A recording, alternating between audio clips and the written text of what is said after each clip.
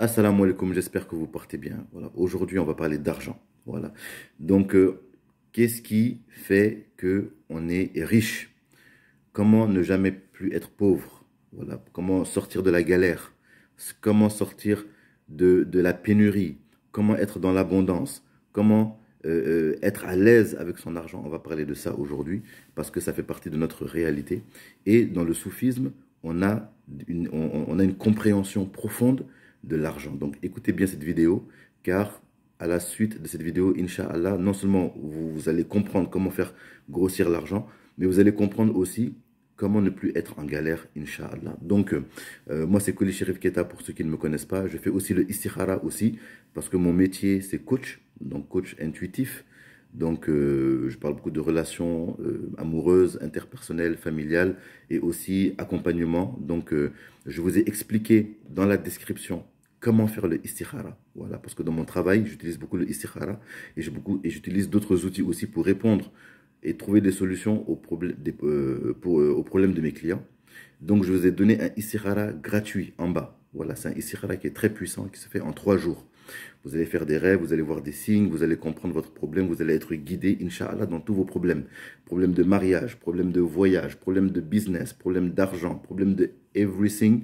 Vous allez être guidé avec la bénédiction divine. Et si maintenant vous voulez avoir des réponses rapides, donc immédiate, vous voulez me parler ou vous voulez que je réponde à vos questions, vous avez plusieurs questions, il y a aussi mon lien en bas avec donc les tarifs et tout ce qu'il faut. Donc allez-y, regardez dans la description et prenez le istikhara, voilà, prenez-le, recopiez-le, ça peut vous servir, Inch'Allah. Alors on va parler d'argent aujourd'hui. Donc, je vais commencer le propos par une histoire qui va vous faire comprendre que l'argent a un côté batini et un côté zahiri, donc un côté apparent, mais il y a aussi un côté caché.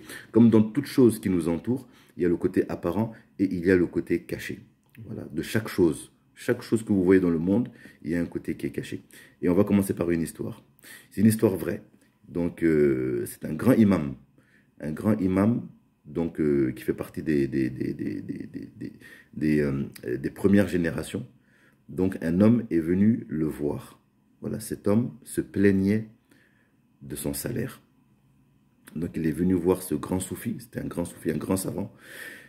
Et l'homme lui a dit que, vraiment, cher, voilà, je viens vous voir aujourd'hui parce que voilà, j'ai des problèmes d'argent. Voilà, donc mon salaire ne me suffit pas. Voilà, mon salaire ne me suffit pas.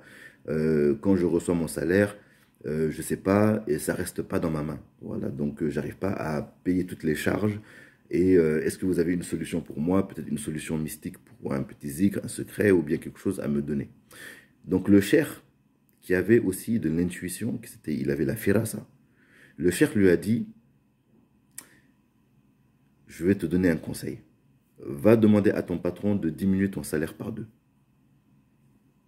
Donc, l'homme était très très étonné, mais comment je viens me plaindre que j'ai des problèmes d'argent, mon salaire ne me suffit pas, et là mon cher me dit de demander à mon patron de diviser mon salaire par 2. Donc il était très étonné, mais comme il suivait à la lettre ce que son cher lui disait, il s'est exécuté. Donc il est parti voir son patron. Il a dit à son patron, voilà, donc à partir de maintenant, donnez-moi juste la moitié de mon salaire. Le patron était étonné aussi. La moitié de ton salaire, tu es sûr? Et l'homme dit, oui, je suis sûr, donnez-moi juste la moitié et ça va aller. Et le patron lui dit, d'accord, ok, je te donnerai la moitié de ton salaire. Donc ils ont commencé à travailler, travailler, travailler. Et le patron, donc à la fin du mois, lui donne la moitié de son salaire. Voilà, comme il a demandé. Et le mois se passe bien. L'homme se rend compte qu'il arrive à très bien gérer son argent. Il arrive à régler toutes ses dépenses. Jusqu'à ce qu'il lui reste même un peu d'argent. Il est très très étonné. Il va voir le cher. Il retourne voir son cher. Il dit à son cher, cher maître, donc vous m'avez demandé de diminuer mon salaire par 2. Je l'ai fait, mais c'est extraordinaire. Maintenant, j'arrive à combler tous mes besoins. L'argent même me suffit et il m'en reste même encore un petit peu. Mais comment ça c'est possible? Comment c'est possible? Et le cheikh lui dit, c'est possible parce que maintenant il y a de la baraka dans ton argent. Quand tu m'avais posé la question, j'ai vu que dans ton travail, tu étais un peu fainéant. Tu étais un peu fainéant. Donc, ce que ton patron te demandait de faire, tu le faisais à moitié, tu prenais des longues pauses, tu ne travaillais pas correctement, tu partais plus tôt, tu venais un peu en retard. Donc, comme ça, j'ai vu que le salaire que ton patron te donnait pour le travail que tu étais censé effectuer, il y avait une injustice et c'est à cause de ça qu'il n'y avait pas de baraka dans ton argent. Donc, quand je t'ai demandé de dire à ton patron de diviser ton salaire par deux, maintenant, pour le même travail que tu fais, pour le même travail que tu fais avec ton patron, le patron, il te donne vraiment le juste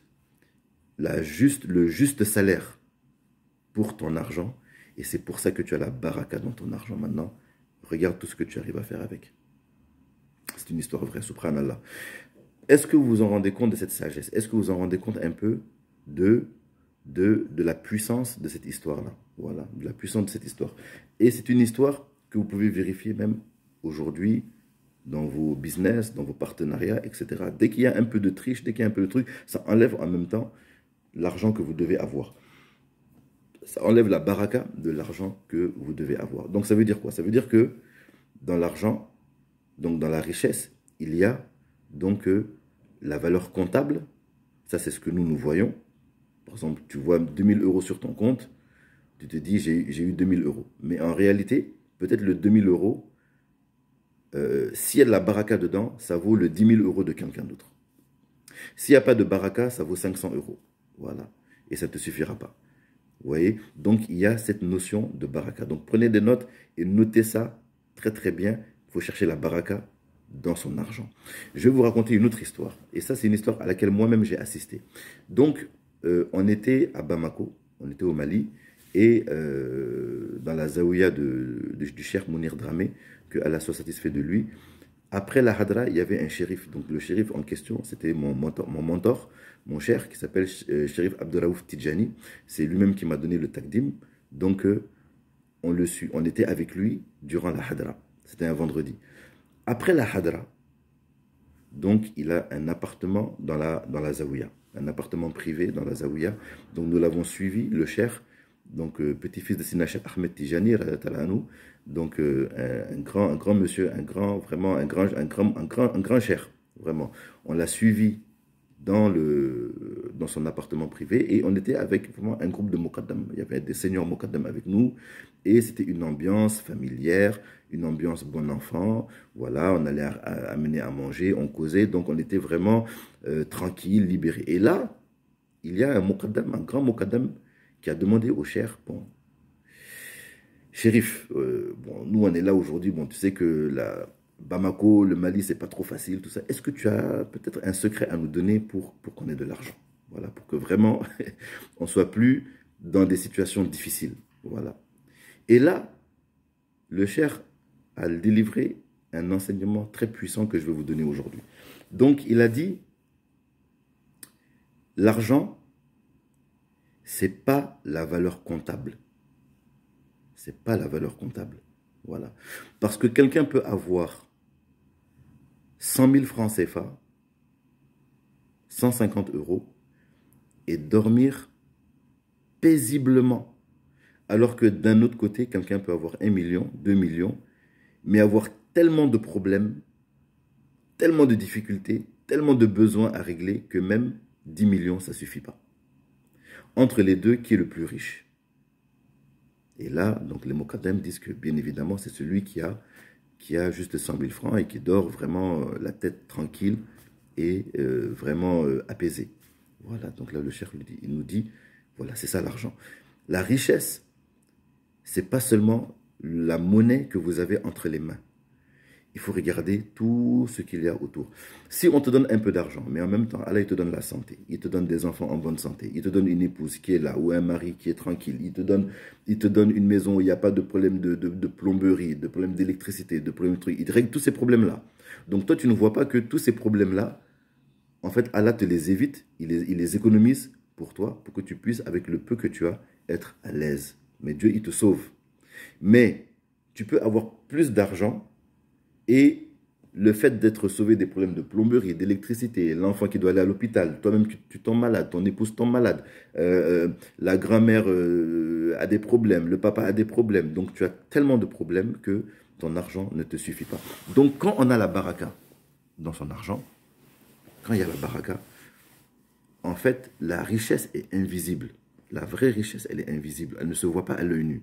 La vraie richesse, tu as 1000 euros dans la main, tu dors avec ça et tous tes problèmes sont réglés à gauche, à droite. Voilà, tu ne sens pas les difficultés parce qu'il y a de la baraka dans ton argent. Et finalement, toi-même, tu es à l'aise, tu es tranquille. Au niveau de tes besoins personnels, tu as ce qu'il te faut. Tu as ta dignité aussi, tu n'es pas obligé d'aller mendier, tu es tranquille, tu es paisible. Et ça vient donc de la baraka que Allah il a mis dans ton argent. Donc il y a de la baraka donc, dans l'argent et on peut chercher cette baraka-là avec les prières, les aumônes, la manière de recevoir l'argent, est-ce que c'est licite, est-ce que c'est illicite, la manière de le dépenser aussi, l'intention qu'on met pour le dépenser, etc. Voilà. Ensuite, le cheikh a donné encore d'autres secrets très, très, très intéressants que je vais partager avec vous. Il dit que dans le monde, Dieu a en réalité mis tout le monde sur le même pied d'égalité en termes de ce qu'il doit recevoir. Donc vous allez voir par exemple que vous avez des mendiants. Ils sont dans la rue en train de mendier, mais ils ont la santé. Ils ont des enfants. Souvent ils ont des enfants. Ils ont la santé. Ils n'ont pas de problème de loyer, pas de problème de trucs. S'ils sont reconnaissants, Allah leur donne ce qu'ils doivent avoir pour manger. Et ils dorment, vous allez voir le lendemain, ils sont encore là. Dans 1 an, vous revenez, vous allez les voir à la même place. Dans 5 ans, vous revenez, vous les voyez encore à la même place. Les enfants grandissent, eux-mêmes, ils sont encore là, ils sont encore en santé. Et vous vous dites, mais, subhanallah, il y a des gens qui payent des assurances, qui ont accès aux meilleurs médecins, qui ont accès aux meilleurs hôpitaux. Ils ne sont pas en santé comme ça. Ils ne sont pas en santé comme ça. Ouais. Et ils n'ont pas la même tranquillité que ces mendiants ont dans la rue. Vous voyez? Donc, il y a une sorte d'équilibre. Il y a une sorte d'équilibre. Donc, vous allez voir que quelqu'un, par exemple, a une très belle femme, un très bon mariage, mais peut-être il n'a pas beaucoup d'argent. Voilà. Vous allez voir quelqu'un qui a une très bonne santé, il a beaucoup d'argent, mais il est malheureux en amour. Voilà, avec les épouses, avec les femmes, il tombe sur des mauvaises femmes, c'est pas ça. Vous allez voir quelqu'un qui a beaucoup d'argent, qui a une bonne épouse, mais ça va pas avec les enfants. Donc vous allez voir que toujours, c'est équilibré. Et si vous regardez les uns les autres, vous allez voir que vous n'êtes jamais à égalité avec quelqu'un. Vous avez toujours plus que quelqu'un et moins que quelqu'un d'autre. Voilà. Toujours plus que quelqu'un dans tel domaine ou dans telle chose, mais vous avez moins que quelqu'un d'autre dans telle et telle chose. Si vous vous comparez à quelqu'un, vous allez voir que peut-être tu as quelque chose de plus que lui dans ça et dans ça, mais lui, il a toujours quelque chose de plus que toi dans ça et dans ça. Donc c'est comme ça que Dieu, il est juste. Dieu, il est équitable. Donc il donne à chacun de manière équitable. Voilà, de manière équitable. Et c'est pour cette raison aussi que les soufis ne demandent pas d'argent quand ils font des duaous. Voilà, souvent les soufis, ils ont peur de demander de l'argent. Les chouyours, les walis, ils ont peur de demander de l'argent. Parce qu'ils savent que on ne peut pas tout avoir dans la vie. On ne peut pas tout avoir.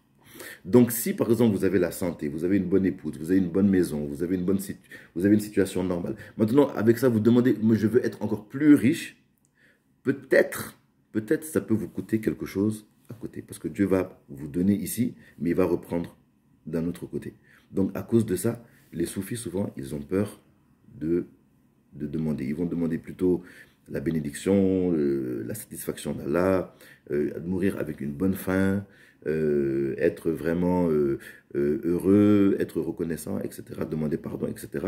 Mais ils vont avoir peur de demander des choses de dunya parce qu'ils savent que Allah, souvent, quand il donne, il peut te retirer autre chose à côté. Voilà, Allah peut faire ça. Voilà, pour garder un juste équilibre des choses. Voilà, vous demandez une grande richesse, Allah peut te l'accorder, mais peut-être il va t'enlever un peu de ta durée de vie. Ou alors il peut peut-être créer des problèmes de couple.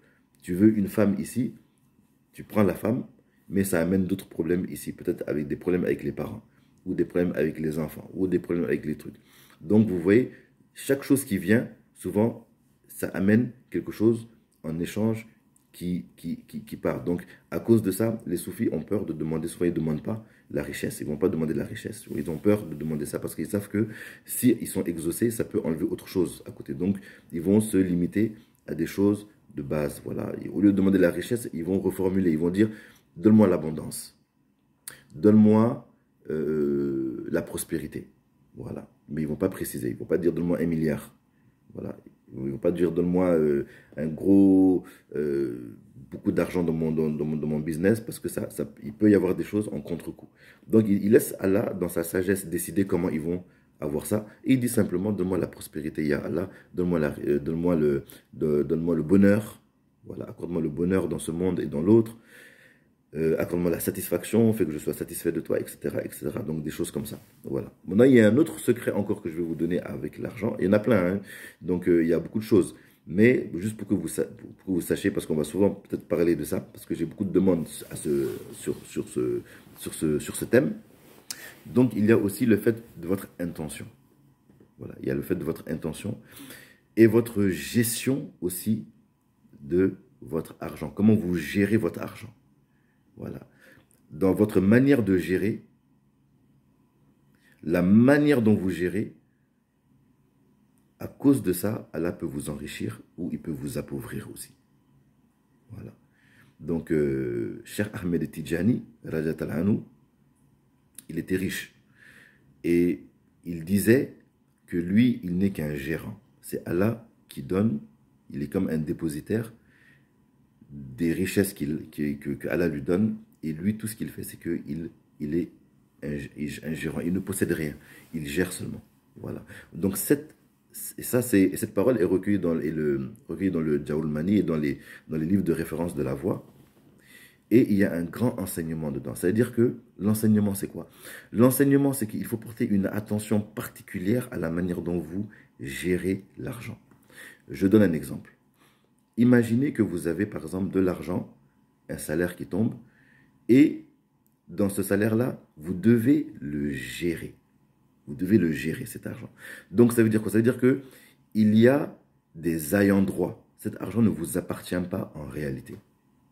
Cet argent appartient à votre épouse, parce que vous avez l'obligation de lui donner, à vos enfants que vous avez l'obligation de nourrir, les pauvres que vous avez l'obligation d'aider, voilà, avec les engagements que vous avez pris, donc le loyer, les factures, ce sont des engagements auxquels il faut répondre. Donc ça, c'est votre devoir. Donc quand vous recevez de l'argent, vous devez régler ces choses-là et gérer ça. Voilà. À partir du moment où vous prenez l'argent qui appartient à quelqu'un d'autre, donc l'argent qui appartient à votre femme, pour le donner à une maîtresse, l'argent qui appartient à vos enfants, pour le donner dans une belle chemise ou dans un beau truc, à ce moment-là, vous êtes en infraction. Voilà, vous êtes en infraction, vous ne gérez pas votre argent correctement. Et vous allez avoir des difficultés avec votre argent si vous le dépensez de cette manière-là. Vous voyez, chaque chose, remplissez vos engagements en premier. Épouse, d'abord vous-même, voilà le minimum, voilà, vous avez votre part, vous avez la part des ayants droit maintenant, l'épouse, ce que vous pouvez donner, les enfants, ce que vous pouvez donner, votre loyer, ça c'est obligatoire, si vous êtes en location quelque part, c'est un engagement que vous avez pris, vous avez même signé un contrat. Donc, vous ne pouvez pas prendre l'argent du loyer pour aller vous amuser. Voilà, ça, si vous faites ça, vous allez avoir beaucoup de problèmes. Donc, parce que la sanction va venir du fait que vous ne remplissez pas vos engagements. Donc, vous payez le loyer, vous payez les factures, vous payez les trucs, et ce qui reste, voilà, vous allez voir. Et si vous faites ça, si vous gérez bien votre argent de cette manière-là, vous allez voir que vous n'allez pas avoir de problème, Inch'Allah. Et maintenant, autre chose, si maintenant vous avez l'intention est très puissante. C'est un grand secret que je vous donne là maintenant. Si vous avez l'intention d'avoir de l'argent, par exemple, je vous donne un exemple. Imaginez, vous êtes un enfant et vous voyez que vos parents galèrent. Et vous avez l'intention d'avoir de l'argent pour aider vos parents. Je vous assure que Dieu va vous exaucer. Vous allez avoir de l'argent. Si vous avez l'intention, je ne sais pas moi, d'avoir de l'argent parce que il y a un besoin d'une clinique dans le village, ou le besoin d'un hôpital dans le village, ou d'une école coranique, ou d'un truc. Vous avez cette intention forte d'amasser de l'argent pour faire ce projet-là. C'est comme si vous prenez un pacte avec Allah Azawajal. Allah, il voit votre intention, il va vous donner. Il va vous donner. Il va vous donner. Voilà.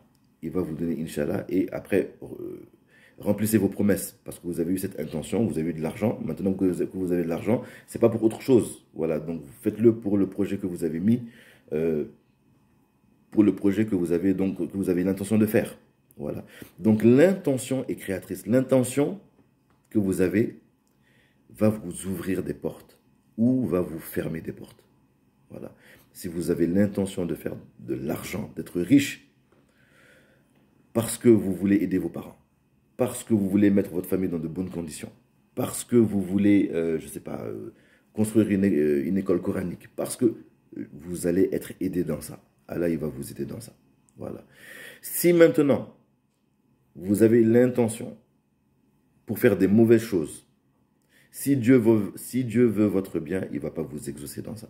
Par exemple, imaginons par exemple, vous voulez avoir beaucoup d'argent parce qu'après vous voulez voir des prostituées ou vous voulez faire du gaspillage, aller au casino et tout.